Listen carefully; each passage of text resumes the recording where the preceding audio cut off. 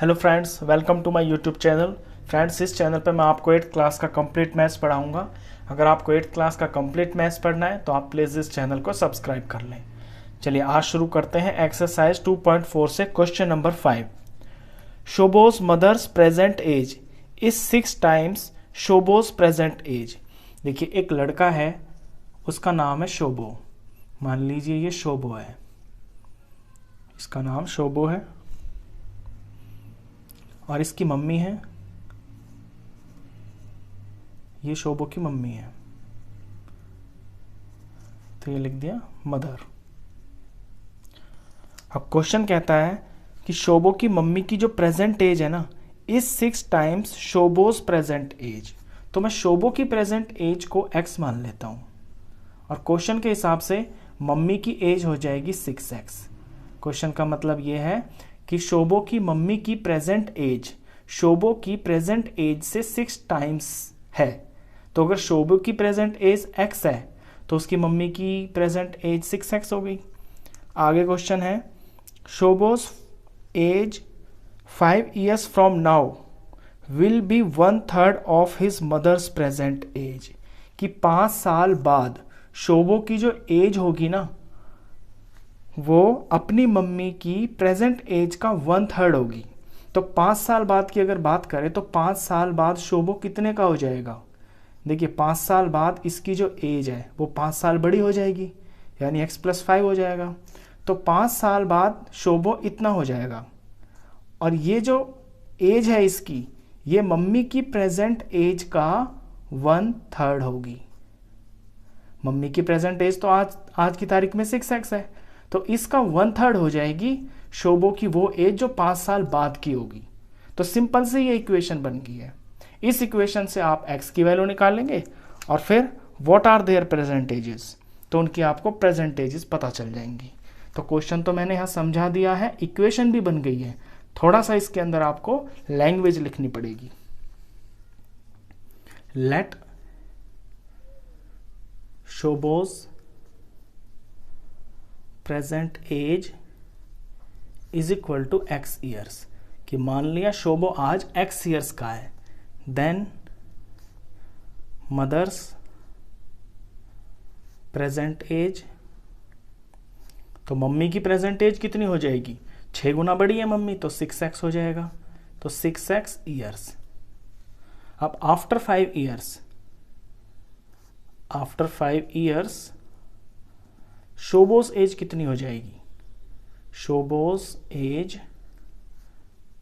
Will be x+5 years.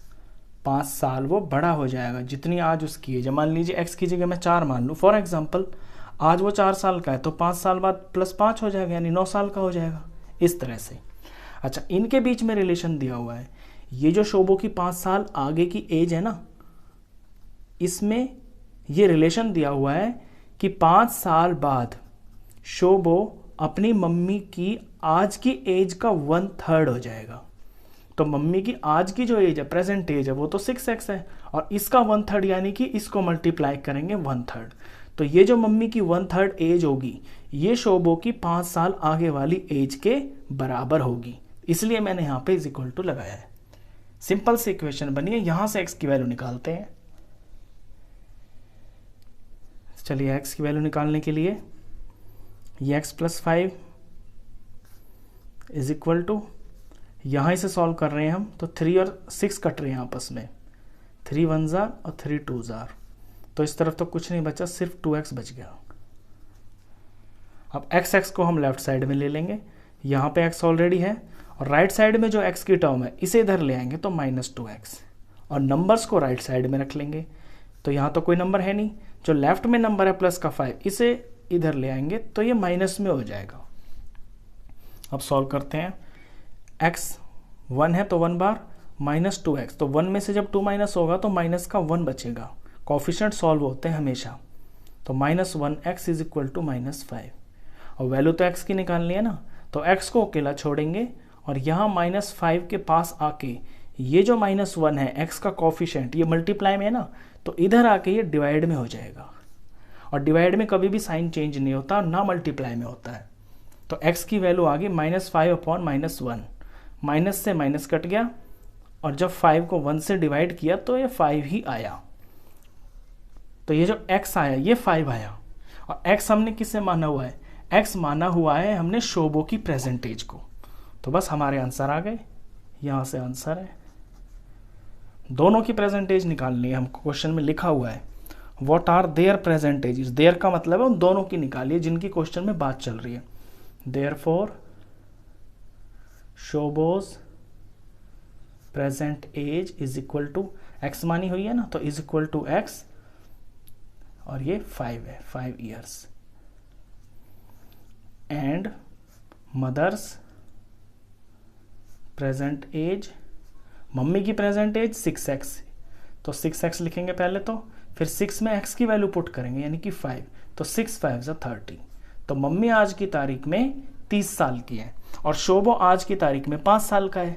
अब इस question को अगर चेक करें हम तो देखिए ये चेक है, ये आपको नहीं करना पेपर में, मैं सिर्फ क्वेश्चन को समझाने के लिए समझा रहा हूं कि आज शोभो 5 साल का है और 5 साल बाद वो 5 और जुड़ जाएगा यानी कितने का हो जाएगा? 10 साल का।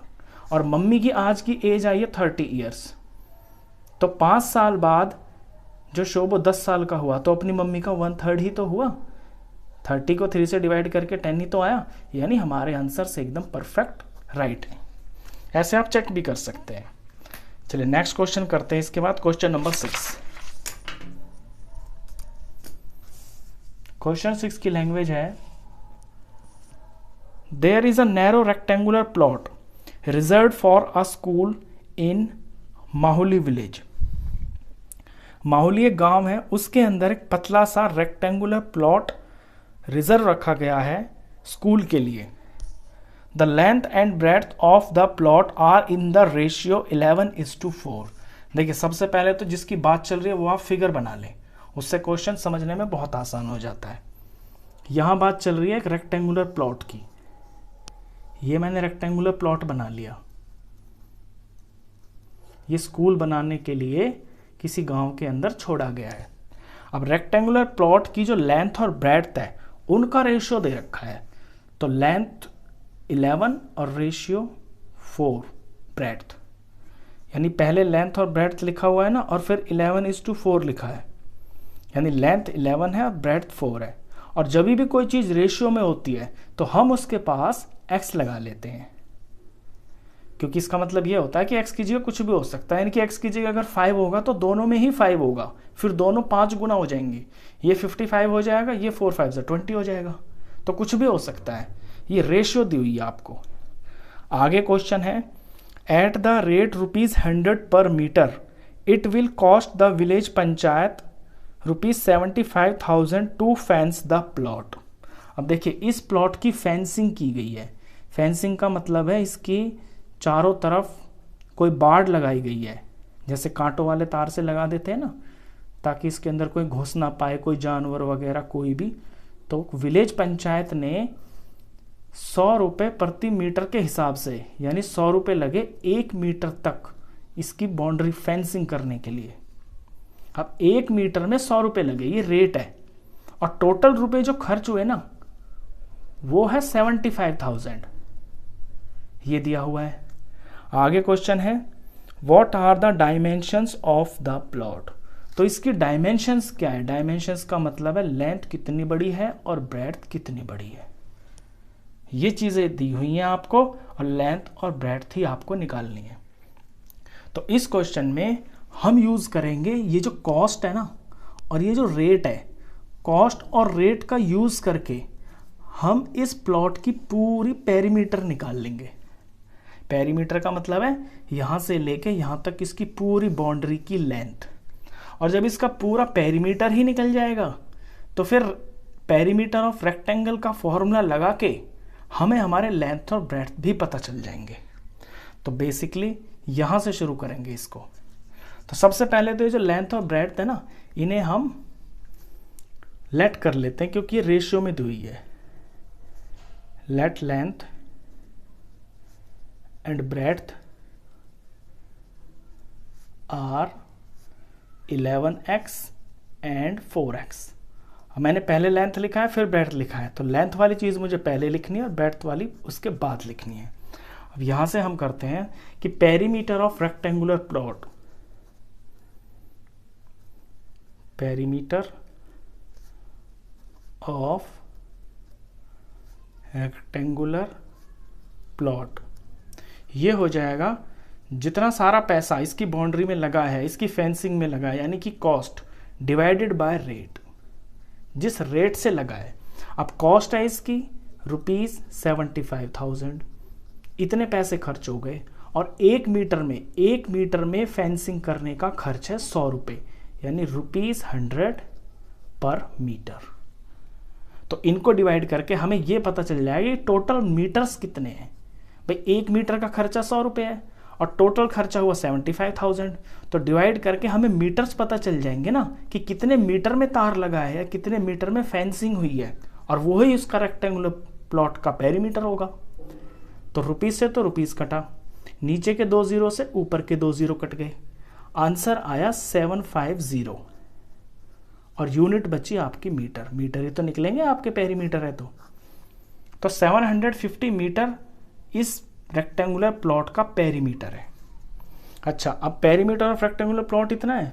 अब पेरीमीटर ऑफ रेक्टेंगुलर प्लॉट का फॉर्मूला होता है 2 लेंथ प्लस ब्रेड्थ, यानी किसी भी रेक्टेंगुलर शेप का पेरीमीटर जो होता है वो लेंथ और ब्रेड्थ को प्लस करके 2 से मल्टीप्लाई कर देते हैं।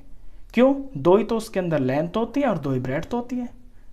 तो ये फॉर्मूला होता है पेरीमीटर का। अब इस फॉर्मूले के अंदर हमने जो अपनी लेंथ और ब्रेड्थ को माना हुआ है इन्हें पुट करेंगे, तो 11x प्लस 4x, ये सारा बराबर है 750 के बराबर। बस सिंपल सी इक्वेशन बन गई, इससे x की वैल्यू निकलेगी आपकी। x की वैल्यू निकलते ही इनके अंदर पुट कर देंगे, आपके लेंथ और ब्रेड्थ आ जाएंगे। अब तो बस सॉल्व ही सॉल्व करना और कुछ भी नहीं है। तो 2 का 2 ब्रैकेट 11 और 4 हो गया 15, और ये x है ना, तो 15x इज इक्वल टू 750। अब x की हमें वैल्यू निकालनी है, x को अकेला छोड़ देंगे और 75 अपनी जगह पे है, और x के पास ये 2 और 15 दोनों के दोनों मल्टीप्लाई में है ना, तो ये दोनों नीचे आ जाएंगे इस तरह से, इसके डिवाइड में आ जाएंगे। अब सॉल्व करते हैं। देखिए 15 के टेबल में 15 1 और 15 5 75 होता है, और 5 के आगे यहाँ 0 भी है, तो ये 50 हो गया। और 50 और 2 आपस में कट जाते हैं 2 के टेबल से, 2 1 और 2 25। तो फाइनली 25 आ गई आपकी x की वैल्यू। अब जब x की वैल्यू आ गई तो आपके आंसर्स आ गए, आपकी लेंथ ब्रेड्थ निकल गई। अब तो कुछ बचा ही नहीं, बस ये जो 11x और 4x है इनके अंदर आपको x की वैल्यू पुट करनी है और आपके आंसर तैयार। तो ये आंसर है आपका। देयरफॉर लेंथ हो जाएगी 11x है ना, 11x, और इसके अंदर आप वैल्यू पुट करेंगे 11 मल्टीप्लाई 25। अब 11 को 25 से जब मल्टीप्लाई करेंगे तो ये आएगा 275। तो 275 मीटर तो उस प्लॉट की लेंथ है, और ब्रेड्थ का रेशियो है 4x, तो 4 का 4, x की जगह वैल्यू पुट करेंगे 25, इनका मल्टीप्लाई करेंगे, ये हो गया 100 मीटर। तो वो जो रेक्टेंगुलर प्लॉट है उसकी ब्रेड्थ 100 मीटर है। तो ये क्वेश्चन है। आई होप दोनों क्वेश्चन आपको अच्छे से समझ में आए होंगे। तो इस वीडियो में बस इतना ही। नेक्स्ट क्वेश्चंस के लिए मिलते हैं फिर नेक्स्ट वीडियो में, तब तक के लिए गुड बाय।